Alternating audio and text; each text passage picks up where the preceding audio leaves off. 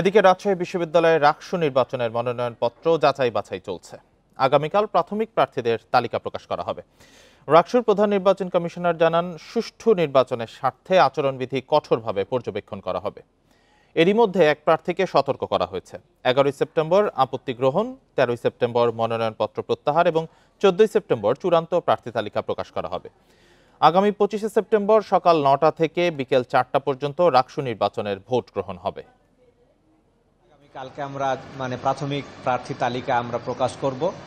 পরের দিন যদি কারো প্রার্থীতা যদি বাতিল হয়, তাদেরকে আমরা তাদের এটা আপিল করার আমরা একটা সুযোগ রেখেছি। তারপরের দিন আমরা সেটাই করব। এরপরে আমাদের 14 তারিখ চূড়ান্ত প্রার্থী তালিকা আমরা ঘোষণা করব।